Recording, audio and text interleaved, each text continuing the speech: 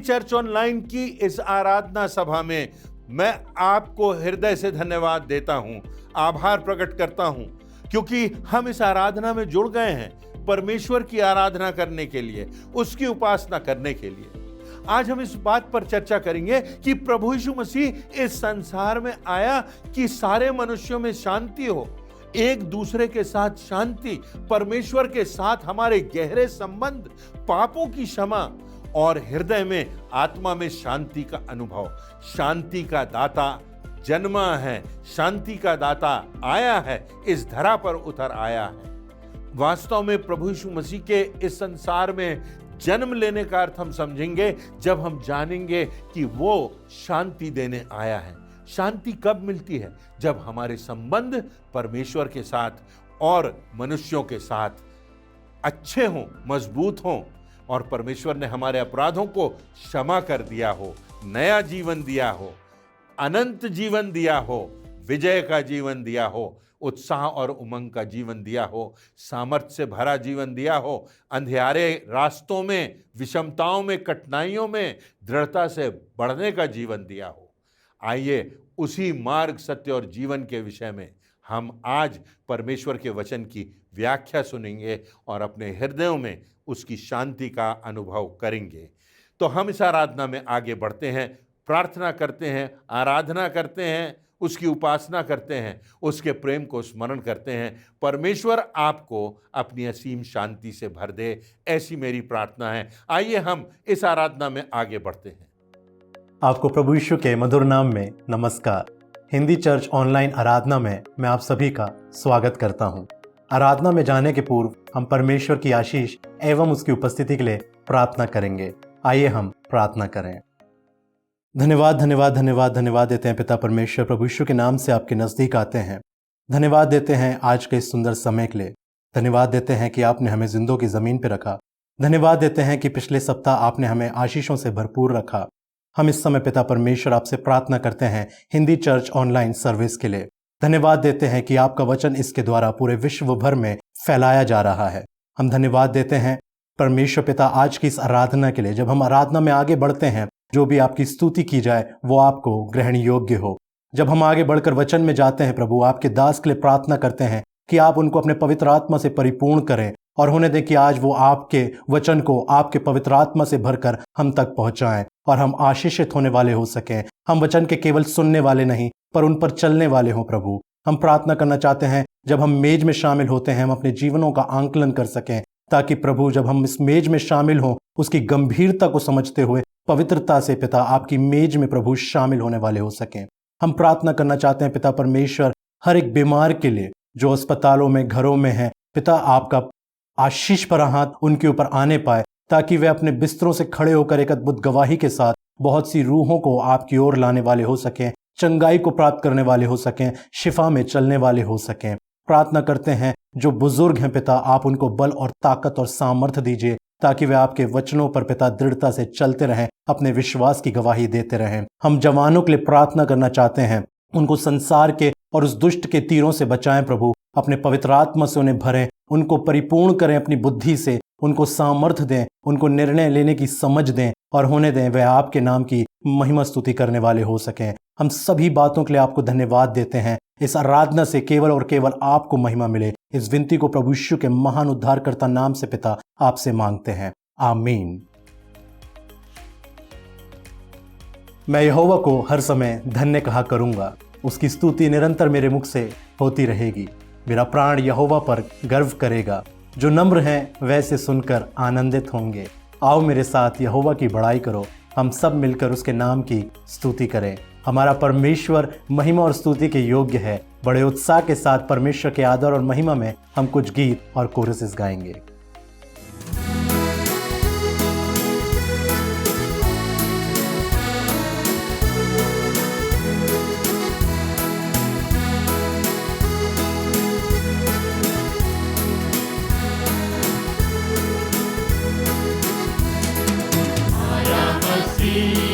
दुनिया में तू पापियों को बचाने को लाए ईमान, जो बेटे पर करेगा पार इस दुनिया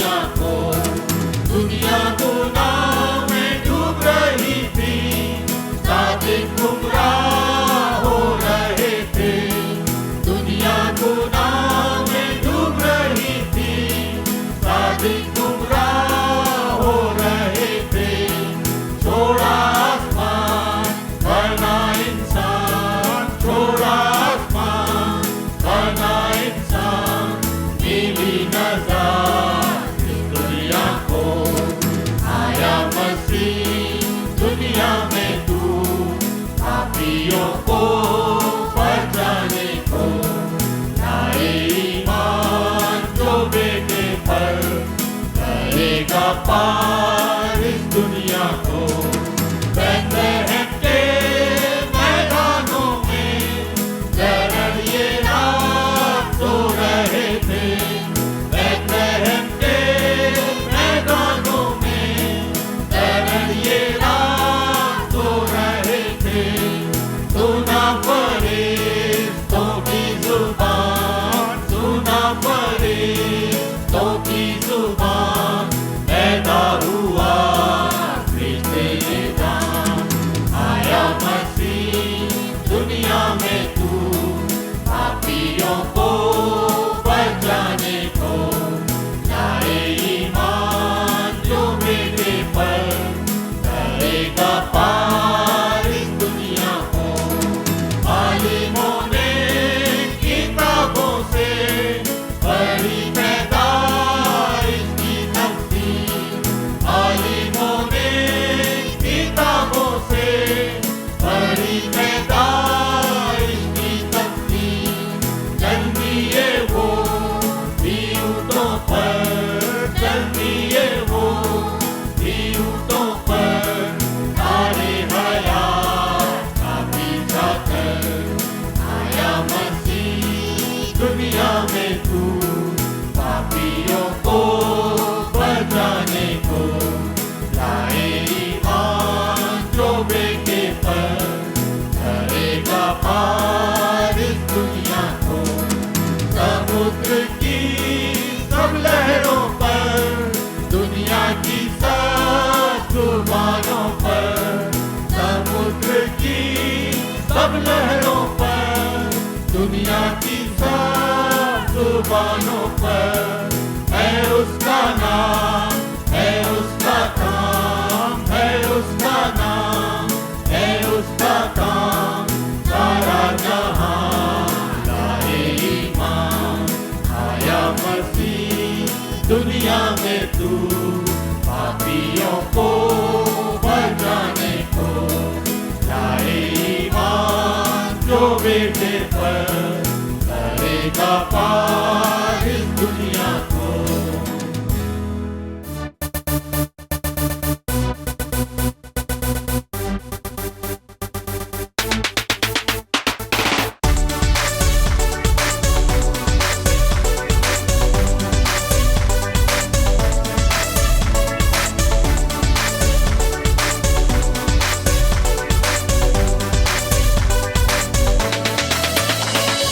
मौसम सुहाना आया है, नया तराना लाया है। मौसम सुहाना आया है, नया तराना लाया है। सब मिलकर गाओ, यीशु चरनी में आया है। मौसम सुहाना आया है, नया तराना लाया है।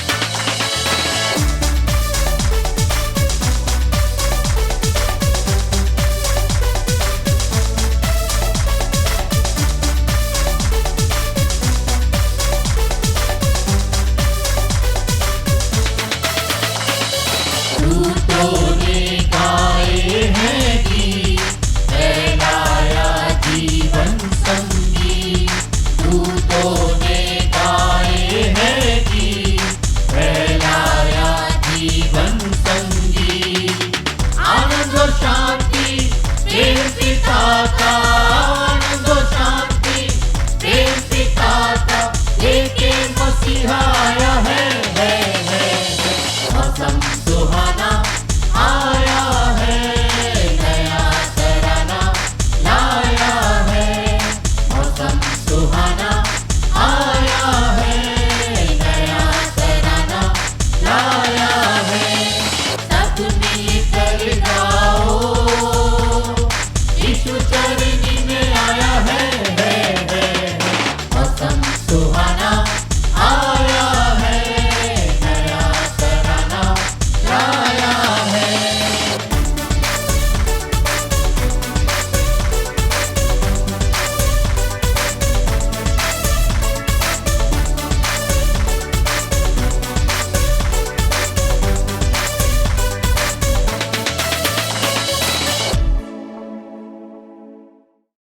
क्रिसमस की घटना इतिहास की विशिष्ट घटना है। प्रभु यीशु मसीह के जन्म से संसार के प्रत्येक वर्ग पर प्रभाव पड़ा है। यीशु मसीह का जन्म संसार के लिए आनंद, शांति और उद्धार का संदेश लेकर के आया। परमेश्वर का पुत्र इस धरा पर मानव बनकर इसलिए आया कि मनुष्य नाश होने से बच जाए, अनंत विनाश से बच जाए। इसलिए बाइबल में यीशु मसीह को शांति का राजकुमार कहा गया है। यशायाह नबी की पुस्तक के 9वें अध्याय की 6वीं आयत में इस प्रकार से लिखा है, क्योंकि हमारे लिए एक बालक उत्पन्न हुआ, हमें एक पुत्र दिया गया है और प्रभुता उसके कांधे पर होगी और उसका नाम अद्भुत युक्ति करने वाला, पराक्रमी परमेश्वर, अनंत काल का पिता और शांति का राजकुमार रखा जाएगा। बाइबल में लूका रचित सुसमाचार के 2 अध्याय में वर्णन है कि जब चरवाहे मैदान में रहकर अपनी भेड़ों के झुंड का पहरा दे रहे थे, तब प्रभु का स्वर्गदूत उन्हें दर्शन देता है और संदेश देता है आनंद के सुसमाचार का, जो सब लोगों के लिए होगा, क्योंकि एक उद्धारकर्ता जन्मा है। उसके बाद स्वर्गदूतों का दल आकाश में परमेश्वर की स्तुति करते और यह कहते दिखाई दिया, आकाश में परमेश्वर की महिमा और पृथ्वी पर उन मनुष्यों से जिससे वह प्रसन्न है शांति हो। स्वर्गदूत ने चरवाहों से कहा, तुम्हें शांति मिले। शांति का एक विशेष महत्व होता है। प्रत्येक मनुष्य चाहता है कि उसके जीवन में शांति हो, वह शांति से अपनी जिंदगी को जी सके। हम देखते हैं जब प्रभु यीशु मसीह का जन्म हुआ था, उस समय परिस्थितियों में सब तरफ अशांति मानो छाई हुई थी, अशांति का साम्राज्य था। हम पाते हैं उस समय शासन तंत्र में अशांति और तनाव का समय था। शासन एक तानाशाह के हाथ में था। उस समय फिलिस्तीन देश रोमी शासन के अधीन था। रोमी सिपाही फिलिस्तीन के कोने कोने में फैले हुए थे और यहूदियों पर अत्याचार हो रहा था। यहूदियों के अपने ही देश में रोमी शासन उन पर अत्याचार कर रहा था, निर्दोषों को सजा दे रहा था। रोमी सिपाही अपने अधिकारों का दुरुपयोग कर रहे थे। यहूदियों को डराया और धमकाया जा रहा था और अकारण ही उन्हें मारा पीटा जा रहा था। वे अपने आप में भयभीत थे और अपने ही देश में खुद को असुरक्षित पाते थे। एक तरह से उस देश में आतंकवाद का माहौल था, सब तरफ खतरनाक वातावरण बन गया था। तब लूका रचित सुसमाचार के 2 अध्याय की 1 आयत में लिखा है कि उन दिनों में ऑगुस्तुस कैसर की ओर से आज्ञा निकली कि सारे जगत के लोगों के नाम लिखे जाएं। यह पहली नाम लिखाई उस समय हुई जब क्यूरिनियस सूरिया का हाकिम था और सब लोग नाम लिखवाने के लिए अपने नगर को गए। तानाशाह ऑगुस्तुस कैसर की ओर से आज्ञा निकाली गई कि नाम लिखाई हो, सारे जगत के लोग अपना नाम लिखाएं। और वास्तव में यह टैक्स वसूल करने का, कर वसूल करने का तरीका था। यहूदियों की संपत्ति कितनी है यह जानने का तरीका था। लोगों पर टैक्स बढ़ा दिए गए थे। ऐसे समय में, ऐसे शासन काल में, जब कहीं कोई आशा ना हो, जब चारों तरफ अशांति का साम्राज्य हो, ऐसी परिस्थितियों में प्रभु यीशु का जन्म होता है। न सिर्फ शासन तंत्र अशांत था, परंतु मरियम और यूसुफ के जीवन में भी अशांति का समय था। और तब स्वर्गदूत ने यूसुफ से कहा कि मरियम गर्भवती है, वह बालक को जन्म देगी और यह सब कुछ पवित्र आत्मा की सामर्थ्य से होगा, एक कुंवारी गर्भवती होगी। यह परमेश्वर का पुत्र एक अद्भुत ढंग से जन्म लेगा। यह कुंवारी की कोख में जन्म लेगा और यह पवित्र आत्मा की सामर्थ से पैदा होगा। और तब उसके बाद जनगणना के लिए मरियम और यूसुफ नासरत से बैतलहम, जिसकी दूरी 130 किलोमीटर की है, वो यात्रा करते हैं। 8 दिनों की पैदल यात्रा थी। नाम लिखवाना है, राजाज्ञा है, मरियम के प्रसव का समय आ गया है, परंतु उस आदेश को पूरा करने के लिए और एक समय सीमा भी दी गई थी। उन दोनों को इतनी लंबी यात्रा करना आवश्यक था। नासरत से बैतलहम की यात्रा खतरनाक थी। राह में लुटेरों का और डाकुओं का भय था। यात्रा सरल नहीं थी। संभवतः मरियम गधे पर बैठ करके यात्रा कर रही होगी, कोई जानवर पर बैठ करके यात्रा कर रही होगी। उसके बाद बैतलहम पहुंचने पर उन्हें ठहरने के लिए जगह नहीं मिली। मरियम को प्रसव के पूर्व की पीड़ा से भी गुजरना पड़ा। वे एक अनजान स्थान पर थे, कोई मित्र नहीं था, कोई पहचान का व्यक्ति नहीं था, रहने की कोई जगह नहीं। और तब मरियम को प्रसव की पीड़ा प्रारंभ होती है और उन्हें वह स्थान मिलता है जो गौशाला है, जहां जानवरों के रहने का स्थान है। सब तरफ असुरक्षा का वातावरण था, पीड़ा की स्थिति, वेदना की स्थिति, अकेलेपन की स्थिति। और तब प्रभु यीशु मसीह का जन्म होता है। सब प्रकार की विषम और अनापेक्षित परिस्थितियां थी। तब दूसरा चित्र आता है और तब स्वर्ग के दूत उतरकर गड़रियों को संदेश देते हैं कि तुम्हारे लिए एक उद्धारकर्ता जन्मा है। और वो गड़रिये भी, वो चरवाहे भी जाकर के प्रभु यीशु मसीह के दर्शन करने को आगे बढ़ जाते हैं। फिर राजा की बात आती है। राजा को पता चलता है कि बैतलहम में राजाओं का राजा जन्मा है। एक ऐसा राजा जन्मा है जिसके शासन का कभी अंत नहीं होगा, जिसके राज्य का कभी अंत नहीं होगा। राजा सुनकर घबरा जाता है, बेचैन हो जाता है, राज्य के विद्वानों को बुलाता है। वे विद्वान भी इस बात को स्वीकार करते हैं कि राजाओं का राजा पैदा हुआ है। राजा असुरक्षा की भावना से भर जाता है। तब वह क्रोध से भर जाता है और यह आज्ञा निकाल देता है कि 2 वर्ष और उससे कम उम्र के जितने लड़के हैं उनकी हत्या कर दी जाए। क्रोध और जलन से भरकर 2 वर्ष और उससे छोटे बच्चों की हत्या करने का आदेश, राजाज्ञा जारी हो जाती है। राजा के आदेश का पालन करते हुए रोमी सरकारी घर घर में बच्चों को ढूंढ ढूंढ कर मार रहे हैं। चारों तरफ हाहाकार मचा है। अबोध मासूम बच्चों के खून की नदियां बह रही हैं। ऐसी कठिन परिस्थितियों में, अशांति की स्थिति में उद्धारकर्ता का जन्म होता है। शांति के राजकुमार का उदय होता है। अद्भुत युक्ति करने वाला परमेश्वर जो है वो मानव का रूप धारण कर लेता है और प्रभु यीशु मसीह का जन्म होता है। आज के संदेश में शांति के विषय में हम कुछ बातों पर चर्चा करेंगे। पहली बात यह है कि जब सब तरफ अशांति हो, असुरक्षा हो, अनिश्चितता हो, भय का वातावरण हो, तो हमें प्रभु यीशु मसीह आंतरिक शांति देता है। प्रभु यीशु मसीह ऐसी शांति देने संसार में आया कि मनुष्य को संपूर्णता का जीवन मिले। वो शांति जिसका अनुभव होता है जब हमारे पापों की क्षमा होती है। और प्रभु यीशु मसीह ने सारी मानव जाति के पापों के लिए कि उनके पापों को क्षमा किया जाए, जो कोई उस प्रभु यीशु मसीह पर विश्वास करे वह नाश ना हो परंतु अनंत जीवन पाए। मृत्यु का भय भी चला जाता है, विषमताओं का भय चला जाता है, एक असीमित शांति का अनुभव होता है। पौलुस प्रेरित अपनी लेखनी में बाइबल के नए नियम में लिखता है कि प्रभु यीशु मसीह की वो शांति जिसको शब्दों में व्यक्त नहीं किया जा सकता परंतु उसका अनुभव किया जाता है। जब अशांति का वातावरण हो तो जो शांति का राजकुमार शांति देने तुम्हें आया है, वचन में ये बात लिखी है। प्रभु यीशु मसीह कहते हैं मैं अपनी शांति तुम्हें दिए जाता हूं। वो शांति नहीं जो संसार तुम्हें देता है, परंतु मैं तुम्हें वो शांति देता हूं कि तुम्हारा परमेश्वर से संबंध हो गया है। परमेश्वर ने तुम्हारे अपराधों को क्षमा कर दिया है। तुम्हें अनंत जीवन प्राप्त हो गया है। तुम्हें मृत्यु का भय नहीं करना है, विषमताओं का भय नहीं करना है। अब तुम परमेश्वर की संतान हो और सारे संसार का नियंत्रण परमेश्वर के हाथ में है। तो जिसने मुझे जाना, जिसने मुझे देखा, प्रभु यीशु मसीह कहते हैं, उसने पिता को जाना। जिसने मेरा अनुभव किया, जिसने मेरी शिक्षाओं को जान लिया, उसने परमेश्वर को देखा, उसने परमेश्वर का अनुभव किया, उसने परमेश्वर की आवाज सुनी, उसने परमेश्वर के गुणों को जीवंत होते हुए देखा।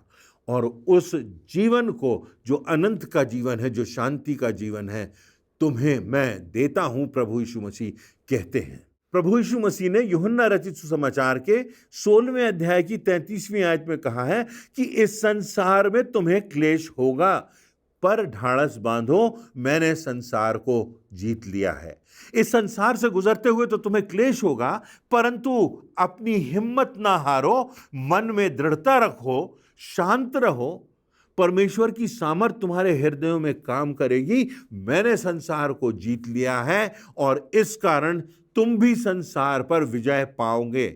चाहे अन्याय मिले, चाहे तुम्हें किसी भी प्रकार की विषमताओं से गुजरना पड़े, चाहे तुम्हें मृत्यु की छाया से गुजरना पड़े, परंतु मृत्यु के बाद पुनरुत्थान है। और इसलिए संसार की हर परिस्थिति से गुजरने की सामर्थ्य रखो, विश्वास रखो। और इस बात का प्रमाण प्रभु यीशु मसीह ने स्वयं इस संसार में आकर के दिया और यहाँ तक कि मृत्यु को परास्त कर दिया। प्रभु यीशु मसीह कहते हैं, हे सब थके और बोझ से दबे हुए लोगों, मेरे पास आओ, मैं तुम्हें विश्राम दूंगा। आज जब हमारी ज़िंदगी में समस्याएं हैं, तनाव है, असुरक्षा है, अकेलापन है, पीड़ा है, विश्वासघात है, अन्याय हमारे साथ हो रहा है, तब प्रभु यीशु मसीह का ये वचन हमें सामर्थ्य देता है कि धैर्य रखो, ढाढ़स रखो, शांति तुम्हें मिली है। वो शांति जो केवल परमेश्वर की ओर से तुम्हें प्राप्त हो सकती है, तुम्हारे हृदयों को दृढ़ता देगी। विजय तुम्हारी होगी, अंतिम विजय तुम्हारी होगी। इस बात की निश्चितता ही प्रभु यीशु मसीह ने हमें नहीं दी, पर अपनी जिंदगी के द्वारा, अपनी मृत्यु के द्वारा और अपने पुनरुत्थान के द्वारा इस बात को प्रमाणित कर दिया।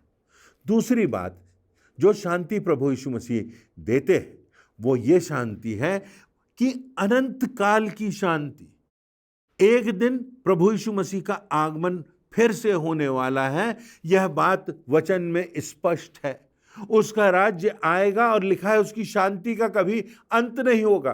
प्रकाशित वाक्य की पुस्तक के 7वें अध्याय की 16वीं और 17वीं आयतों में लिखा है, वे फिर भूखे और प्यासे ना होंगे, ना उन पर धूप न तपन पड़ेगी, क्योंकि मेमना जो सिंहासन के बीच में है उनकी रखवाली करेगा और उन्हें जीवन रूपी जल के सोतों के पास ले जाएगा, और परमेश्वर उनकी आंखों से सब आंसू पोंछ डालेगा।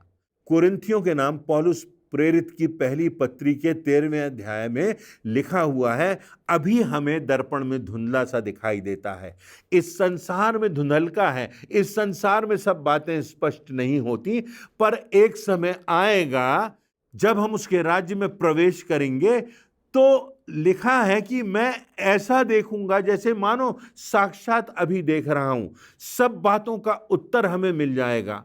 हम परमेश्वर के राज्य में प्रवेश करेंगे, स्वर्ग के राज्य में प्रवेश करेंगे और अनंत शांति का अनुभव करेंगे। कुरिन्थियों के नाम पौलुस प्रेरित की पहली पत्री के 13वें अध्याय में लिखा हुआ है, परंतु जब सर्वसिद्ध आएगा तो अधूरा मिट जाएगा।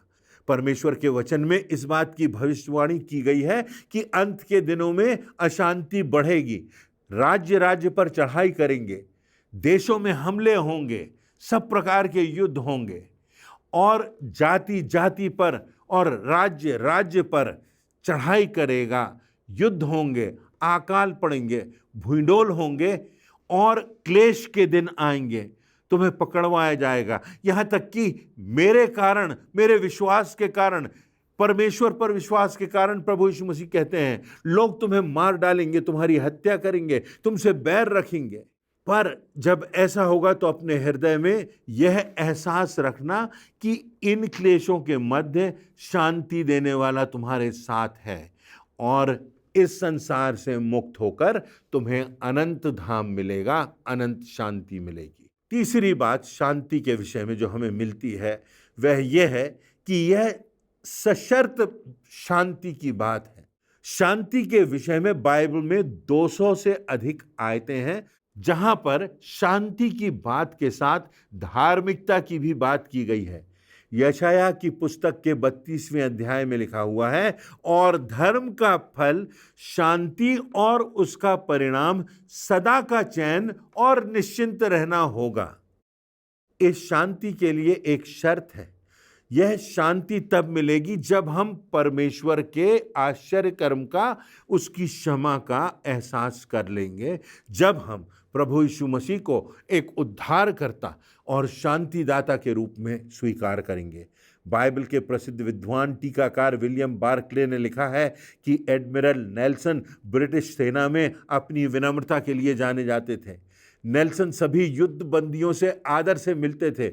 एक दिन आता है जब युद्ध समाप्त होता है और हारा हुआ कैप्टन जीते हुए की तरफ अपना हाथ बढ़ाता है।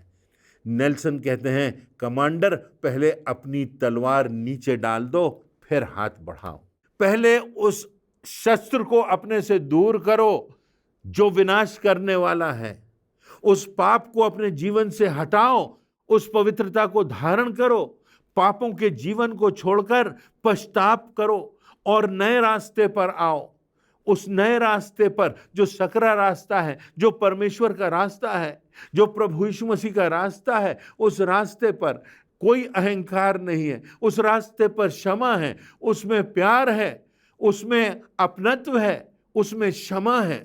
और जब हमारे जीवनों में ये बातें आ जाती हैं, जब हम दूसरों को क्षमा करने लगते हैं, जब हमारा जीवन दूसरों के लिए एक स्रोत बन जाता है, तो हमको निश्चित रूप से शांति मिलती है। शांति की बात क्षमा की बात से जुड़ी हुई है।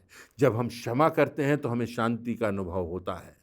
जब हम प्रार्थना करते हैं तो हमें शांति का अनुभव होता है। जब हम स्नेह से किसी की मदद करते हैं तो हमें शांति का अनुभव होता है। जब हमें इस बात की निश्चितता हो कि हमारी आत्मा अनंत विनाश की ओर नहीं परंतु अनंत जीवन की ओर जा रही है, तब हमें शांति मिलती है। ये शरीर तो नाश हो जाएगा, ये शरीर तो धूल और मिट्टी में मिल जाएगा, परंतु हमारी आत्मा परमेश्वर के पास जाएगी। आत्मा उसके हाथ में जाएगी, उसके राज्य में जाएगी जिसने हमें जिंदगी दी है। तो इस अशांत संसार में, नकारात्मक परिस्थितियों में, व्याकुलता से और अनिश्चितता से भरे वातावरण में प्रभु यीशु मसीह की प्रतिज्ञा है कि वह अपनी शांति हमें देना चाहता है। पर क्या हम उस शांति के वाहक बनने के लिए तैयार हैं? क्या हमने अपना जीवन परमेश्वर को दिया है? क्या हमने द्वार खोल दिया है अपने हृदय का कि वह हमें स्पर्श करे और उसकी शांति का अनुभव हम करें? वह शांति जो हमारी जिंदगियों में प्राप्त होगी, वह शांति जो अनंत काल के लिए है, वह सशर्त है कि हमें उसकी शिक्षाओं को स्वीकार करना है, शांति के राजकुमार को अपने हृदय में स्थान देना है, संपूर्णता से अपना जीवन परमेश्वर को समर्पित करना है, अपने पापों का पश्चाताप करना है और नए जीवन की राह पर चलना है। तब हमारे जीवन में वो शांति मिलेगी जो सारी समझ से परे है, जो परमेश्वर की शांति है, जो ईश्वरीय शांति है। और हम जानेंगे कि इस संसार में तो हम क्षणिक रूप से आए हैं, इस संसार में तो हम यात्री और परदेशी की नाई आए हैं। हमारा जो धाम है वो परमेश्वर का धाम है, वो स्वर्ग का धाम है, वो मुक्ति का धाम है, वो अनंत शांति का धाम है। और वो शांति हमको प्रभु यीशु मसीह देने का वायदा करते हैं। तो यदि आपने अपने जीवन में शांति का अनुभव किया है, यदि आपने प्रभु यीशु मसीह की शांति को जाना है, यदि आपने पापों की क्षमा पाई है, तो बहुत बड़ी बात है। आवश्यकता इस बात की है कि इस मार्ग, सत्य और जीवन को, इस शांति के राजकुमार की चर्चा, इस शांति के राजकुमार के प्रकाश से हम दूसरों को प्रकाशित करें, इस शांति को हम दूसरों तक पहुंचाएं। परमेश्वर हमको आशीषित करेगा और हमको वो शांति मिलेगी, वो संपूर्णता मिलेगी जो आत्मिक शांति हमें देगी और एक अनंत निश्चितता की स्थिति हमें मिलेगी। और ये शांति परमेश्वर का स्पर्श बनकर हमारी जिंदगियों में आएगी। हो सकता है आज आपका जीवन अशांत हो सकता है आज आपके जीवन में अनिश्चितता हो सकता है आज आपके जीवन में घबराहट हो सकता है आप घबराए हुए हों कि कल क्या होगा, हम कैसे जिएंगे, अगर ऐसा हुआ तो ऐसा होगा, और अगर ऐसा हुआ तो ऐसा होगा, सब कुछ नाश हो जाएगा, सब तरफ अंधकार है। यदि आप इस असुरक्षा की, अशांति की भावना से गुजर रहे हैं तो प्रार्थना कीजिए, इस प्रभु यीशु मसीह की शांति को जानिए, अपने हृदय में इस शांति के राजकुमार को स्थान दीजिए, तभी क्रिसमस सार्थक होगा। और इस शांति का एहसास हम करेंगे जब शांति का राजकुमार हमारे हृदय में राज्य करेगा। इन बातों से परमेश्वर आप सबों को शांति दे, सामर्थ्य दे, निश्चितता दे और दृढ़ता से आप अपनी जिंदगी में आगे बढ़ते जाएं, ऐसी मेरी प्रार्थना है। आज के आशीषित एवं प्रेरणादायक वचन के लिए परमेश्वर पिता एवं प्रभु के सेवक को धन्यवाद देते हैं। परमेश्वर का अनुग्रह उन पर बना रहे और आज का ये वचन हमारे पाँव के लिए दीपक और मार्ग के लिए उजियाला ठहरे। हम न केवल इन वचनों को सुनने वाले बल्कि इन वचनों पर चलने वाले बने। अब समय है कि हम प्रभु की ब्यारी में शामिल हों। हम परमेश्वर के महानतम बलिदान, उसके पुत्र प्रभु यीशु मसीह को स्मरण करेंगे। प्रभु की मेज में शामिल होने से पहले हम अपने मनों को तैयार करें इस गीत के द्वारा।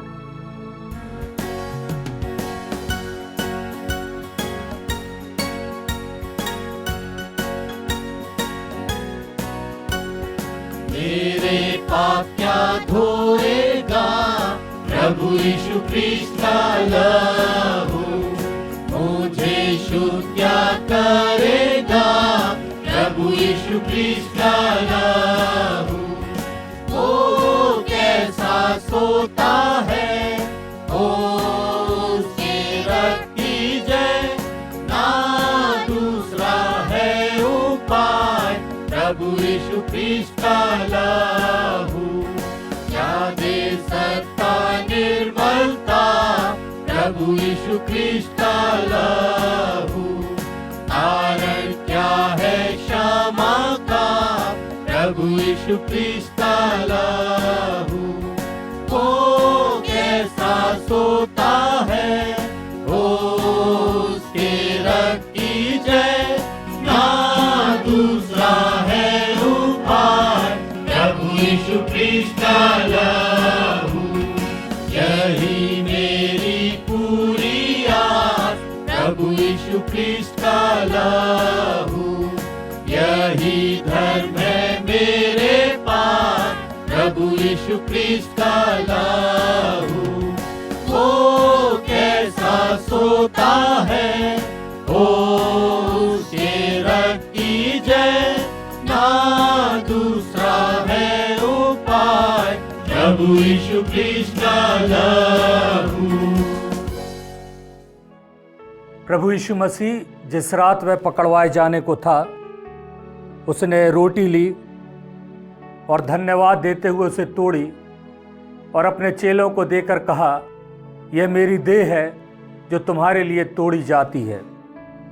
इसी रीति से उसने ब्यारी के पीछे कटोरा भी लिया और अपने चेलों को देकर कहा, यह मेरा वह लहू है जो बहुतों के पाप मोचन के लिए बहाया जाता है। तो जब कभी भी तुम आपस में मिलो, मेरे स्मरण के लिए ऐसा ही किया करो। आइए हम इस मेज पर परमेश्वर की आशीष मांगें, प्रार्थना करें।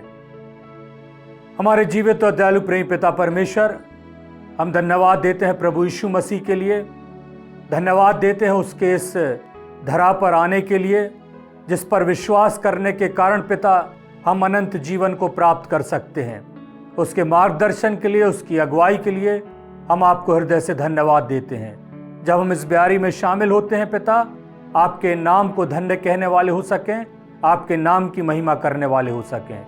इस विनती को आपके बेटे हमारे उद्धारकर्ता प्रभु यीशु मसीह के नाम से मांगते हैं, आमीन। आप जिन्होंने भी प्रभु यीशु मसीह के नाम से डूब का बपतिस्मा लिया है, आप इस मेज में शामिल हो सकते हैं।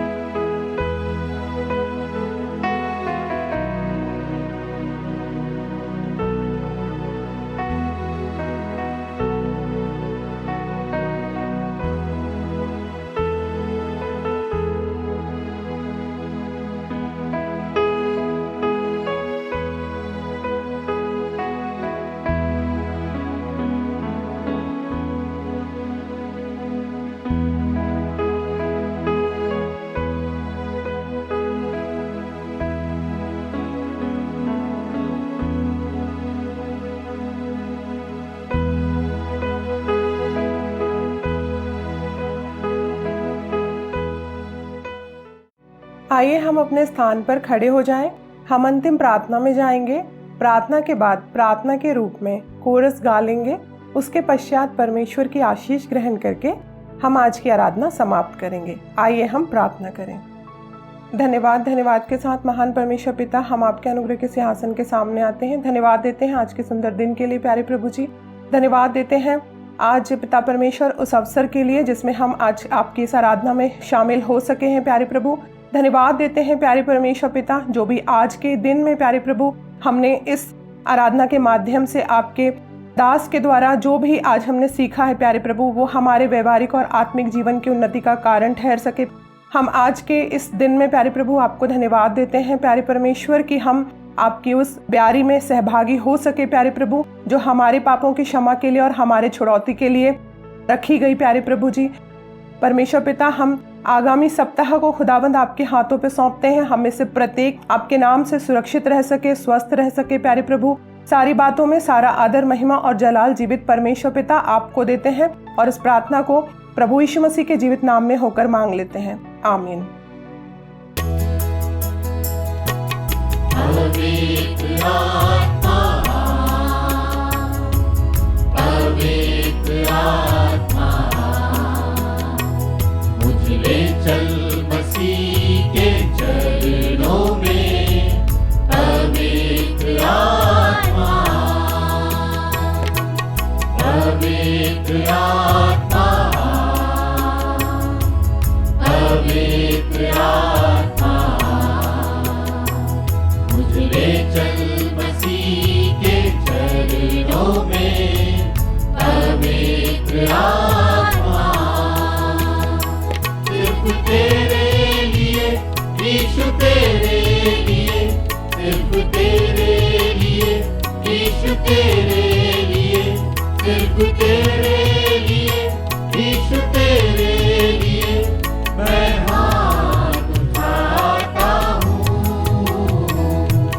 पवित्र आत्मा, पवित्र आत्मा, मुझ ले चल मसीह के चरणों में। पवित्र आत्मा।